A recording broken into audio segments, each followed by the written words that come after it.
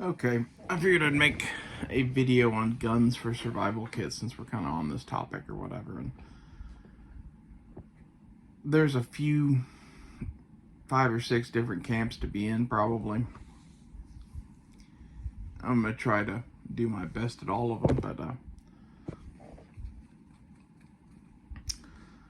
depending on exactly where you are and what your kit is for, will depend on which one of these camps you kind of fall into. Before we get into defining or going through all the camps, let's say what they are, which is pretty much 22 pistols, 22 takedown rifles, or some sort of folding fucking rifle or some shit like that. But all the ones I recommend are takedowns. And then you'd have pistol caliber carbines that are folding or takedown, handguns,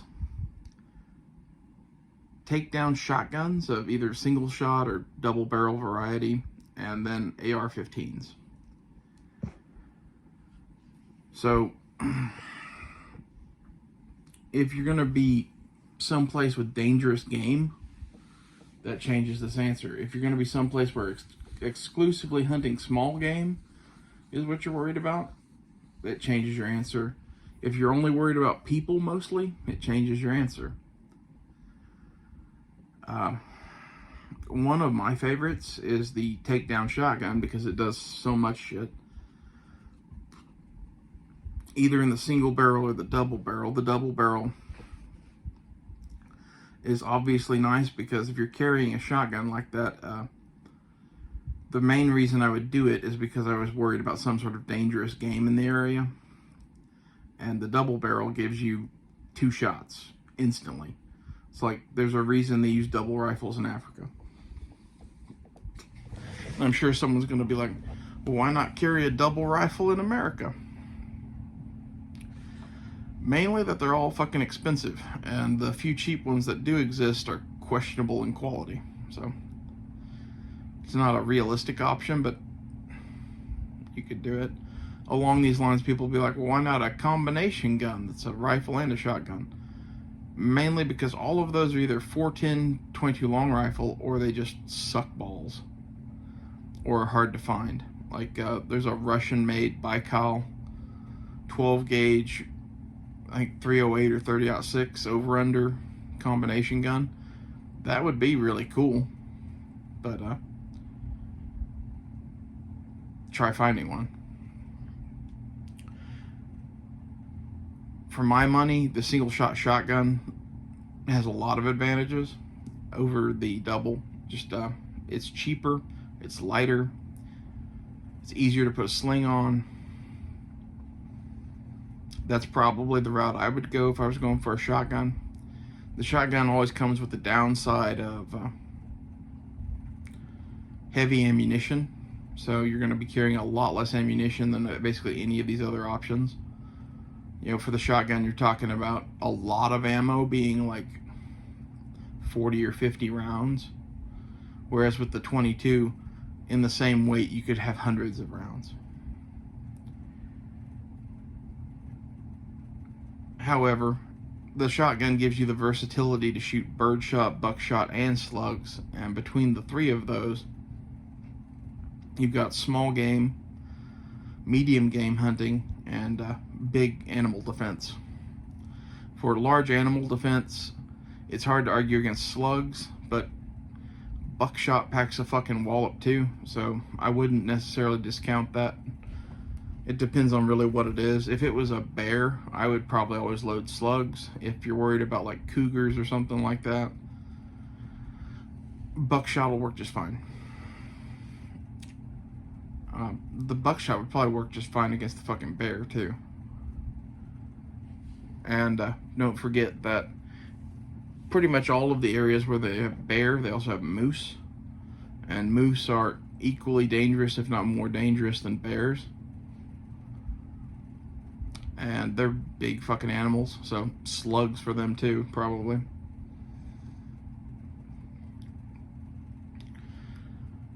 Now, if you're only worried about small game hunting, the 22 pistol or 22 rifle kind of come up as the top contenders, right? Like, the argument with the pistol is, well, if I'm only small game hunting, it'll get the job done, and it's smaller, lighter, more compact. I don't have to put it together like the takedown rifle.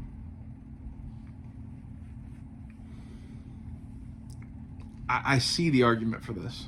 I basically discount the 22 pistol, though, because 22 pistols that I would choose for a kit like this tend to be more expensive, and there are cheap, readily available takedown 22 rifles that in reality are better suited for the role. They're better at small game hunting, and if you did have to do something like shoot a deer with one, the extra power from the longer barrel length is going to come in handy, not to mention the extra accuracy of it being a rifle instead of a pistol.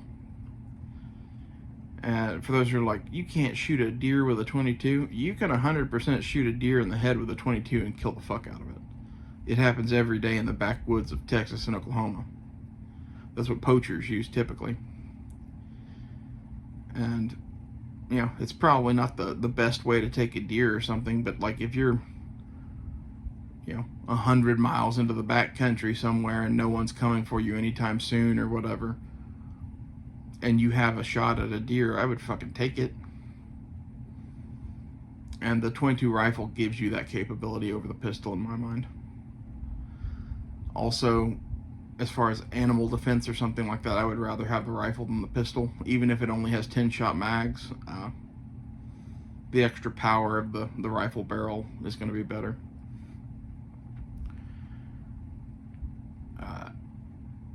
As far as the 9mm takedown or folding guns, or I say 9mm pistol caliber, they come in various calibers, but most of the ones I would buy would be 9mm. The advantage here is you can technically small game hunt, although if you shoot something like a squirrel with a 9mm rifle, you're probably going to be picking up pieces of it. So there's that. Aim for the head, I guess. Yeah, it can be done. It's suboptimal. However, what the thing that the 9mm takedown guns and folding guns excel at is defense against people. So if that's more what you're worried about wherever you are for some reason, you might get that. That's about the only reason I can see to get those, though, because they tend to be kind of heavy and their ammunition is more heavy than the 22s, and they're more expensive, which for my needs just rules them out entirely. Pistols, when I say pistols, I mean non-22 long rifle pistols, so this would be 9, 45, 10mm, shit like that. If you're in bear country, the 10mm pistol makes a lot of sense. If you're not in bear country, something in a more normal caliber makes more sense.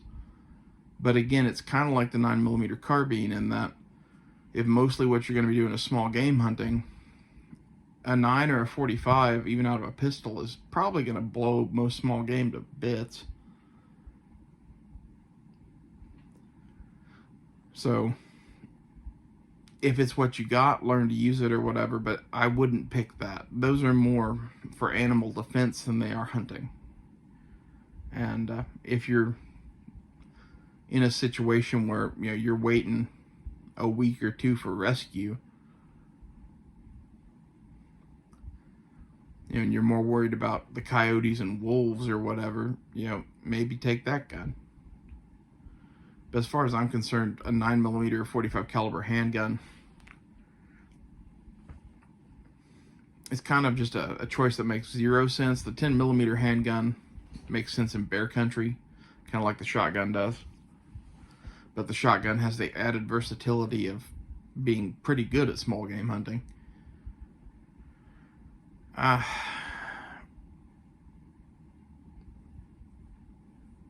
9mm pistol, I don't know. I carry a 9mm pistol a lot, so I think about that one. Is it the best choice for all-around survival? Probably not. And that leaves us with the AR-15. And the advantage of the AR-15 is, much like the shotgun's, versatility. With, the AR-15 in a carrying case that's small, have it collapse down. On an AR-15, you can hit the takedown pins on it and just take it apart in half. And I've carried a full 20-inch barreled AR-15 in a tennis racket bag before. And if you did that and had a 22 conversion kit with it, and ammo for the conversion kit, and 4 or 5 mags of 5.56, you have the best of a lot of worlds there. Because with the 22, you have a 22 rifle. It's maybe not the best 22 rifle, and you'd probably have to have, the way I would do that gun would be to zero the iron sights for the 22 probably, and zero my red dot for the 5.56. It's not great, but you have 2 sighting systems on the gun. You have 1 zeroed for each. That's how I would handle that conundrum. But you have the 22 for small game, and then the 5.56 for either defense against people, or killing medium-sized game like deer, or defense against animals such as coyotes, wolves, mountain lions. It's going to be great at all that. The place where it might suck is bear defense. But I'm kind of the opinion that if you have XM855, which is like a semi-steel penetrator round, it's the green tip ammo. If you have a magazine full of that and you mag dump that AR-15 at a fucking bear's head at, 50 yards, 25 yards, that's gonna be a dead fucking bear. One of it might not be enough to kill it, but 10 of them is like hitting it in the face with a fucking shotgun. A shotgun full of little steel penetrators. So, it's one of those, that round will go through quite a bit of metal. It will definitely go through whatever bone is there. And that's the concern with bears, is that they have very thick, dense skulls and whatever, and penetrating them and yada yada yada. And that's why if I was worried about bears and carrying an AR like that, I would probably have my mags loaded and zeroed with M855. Although, I pretty much think almost any 5.56 round is going to go straight through a bear's skull, but on the outside chance that, bear skulls really are 5.56 proof, like, I'd want every ounce of it I could fucking get, I kind of doubt that 55 grain XM193 ball would bounce off a bear skull, but stranger things have happened.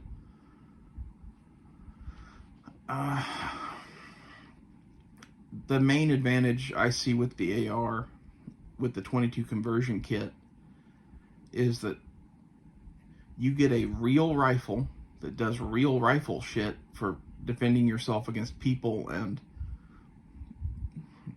mid-sized predators. If you do get a shot at something like a deer or something like that, you have a legitimate deer rifle too. The bear thing is kind of a question mark, but I would be willing to bet my life on that one. I've seen 5.56 go through a lot of shit before. And no matter what, a bear that's just been shot 10 times in the face with an AR-15 probably doesn't have any face left. Even if it doesn't penetrate the skull, like, it has to have eyes and nose and teeth and shit left to actually do shit to you. If you hit it multiple times with a 5.56 in the face and the bullets are all exploding off of the skull, there's not going to be much of that bear's face left.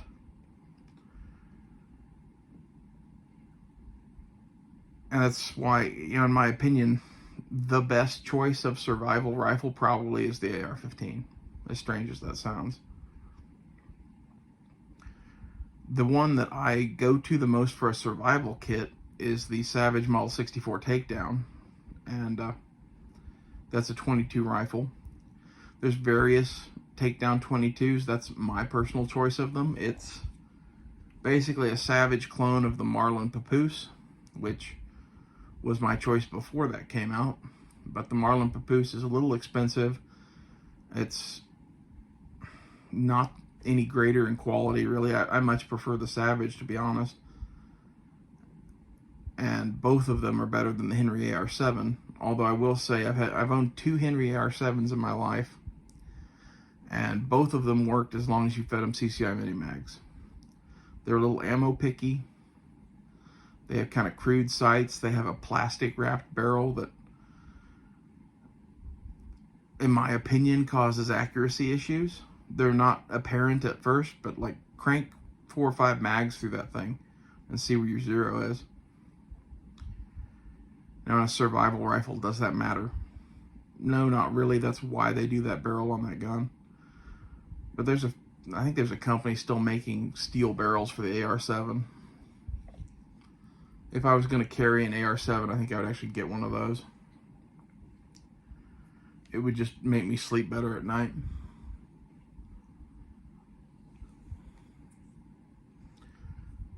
If you want to hear more about these topics, the 3-day pack videos I just did, we talked about survival kit guns a lot and all of those, and this feels like just rehashing the subject over again, but I figured while I'm talking about this shit, it would be nice to have a standalone video just talking about this, because I put an inordinate amount of time into thinking about survival kit guns.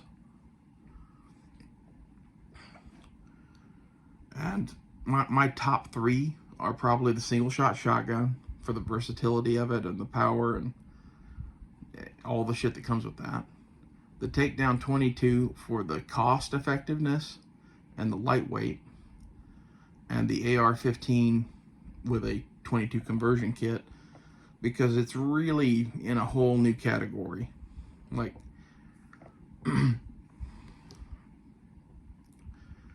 there's not another gun on this list that has the power of a 5.56 rifle, other than like a 12 gauge slug or something like that. But the thing with that is, with the 5.56 rifle at like 300 yards, you can still do something. With a 12 gauge slug, you're not probably shooting something 300 yards away. And, you know, you could make the argument that a magnified scope on your AR-15 would make sense. Given the dual caliber nature, I would say to go with the red dot, so that way you can leave your optic on the gun and shoot through the optic and use your iron sights for the 22. But if you wanted to go for the magnified scope and just take it on and off, you could do that too. But in either case, your zero for the 22 kit and your zero for the 5.56 are going to be substantially different. And with the 22 kit, accuracy matters a lot. With a 5.56, with the type of shit that you're talking about shooting, like deer or bears, I would say accuracy matters a lot also. So you can't just zero for one and be like, well, I hope I'll be close. Like, it's kind of an issue you have to address in some way, shape, or form. And the opportunity of having iron sights and a red dot as 2 separate sighting systems on the same gun already gives you that. And I'm going to say that for an emergency backup sight for your 5.56, the 22 is probably going to be close enough for jazz. That would be the hope, and maybe you can re-zero or something like that if you had to. But red dots these days are pretty reliable. I'd pack extra batteries in the stock or the grip of the gun. For weight concerns and shit, I think I would go with one of the what are they called? The polymer lowers. KE Arms makes polymer lowers with a fixed stock. That lower shaves a good pound off the gun. And going with a lighter weight profile barrel, like a 6.25 diameter profile barrel, will save some weight on the gun. And the lighter you can make that AR-15, the better. Because, like, It's one of the heaviest of all these options, other than maybe the side-by-side shotgun. The side-by-side shotgun with like 50 rounds of ammo is probably the heaviest option on this list. And like with the AR-15 with 4 mags, you have more than twice as many rounds. Like that's 120 rounds of 5.56 plus your 22 conversion kit, and let's say you throw in a couple hundred rounds for that. It's crazy more capable.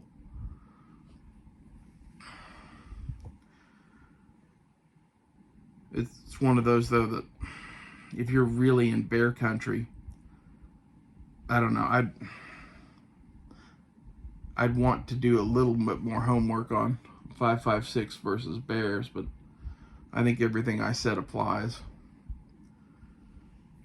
You know, is 5.56 the ultimate answer to bears? No, but 10 5.56s that are armor penetrating rounds in its face probably are. You know, that's the advantage you have with the AR-15 too, is, you know, it's slow to crank off a couple rounds of 12 gauge or even 10 millimeter auto or something like that. An AR-15 with 5.56, you can dump rounds quickly into a pie plate at 50 yards. You know, if you've ever shot one, they're very, very shootable guns. They shoot fast and accurate, and there's a lot to love about the AR-15. And just for shits and giggles, what about the AK-47 underfolder? The issue with the AK-47 underfolder is that it's kind of an uncomfortable gun. A. B, you can't have the 22 conversion kit. And C, it's kind of expensive as fuck. While it does make a good pack gun or truck gun or something like that, has all those issues. 7.62 by 39 will kill bears. I know that to be a fact. There's a lot of bears in Russia killed with a fucking SKS. Is it the best bear round? Probably not. But again, you'll have 30 of them. And, you know, superior firepower matters, I guess. So it's not the worst choice in the world. It's just the takedown AR-15 is probably a way better one. That's the other thing, is if you pick your barrel length on the AR-15 appropriately, you could get even smaller case-wise than that tennis racket bag. But the tennis racket bag makes a nice takedown case for an AR-15. And the tennis racket bag would also hold the underfolding AK, so I guess I really can't make too much of an argument there. If you're an AK guy, go for it, but I'll think you're a little silly. Mainly for giving up the 22 capability. That's kind of huge. And like a 5.56 upper does not make the best 22 long rifle barrel, but you don't need the best 22 long rifle barrel to shoot a rabbit 10 yards away from you. You could be like, well, I'll carry a dedicated 22 pistol over that conversion kit. My argument on that would be weight. The 22 conversion kit basically weighs next to nothing. I don't know the exact weight on the bolt and magazine, but that's probably less than a pound. There's probably 22 pistols that are in that range too, but I would prefer to have the conversion kit with the real rifle stock and all that shit. But you do you. I hope this video helps you pick your survival rifle. Or pistol, whichever way you're going to go. It's one of my favorite topics that I haven't covered in a while, so thanks for listening.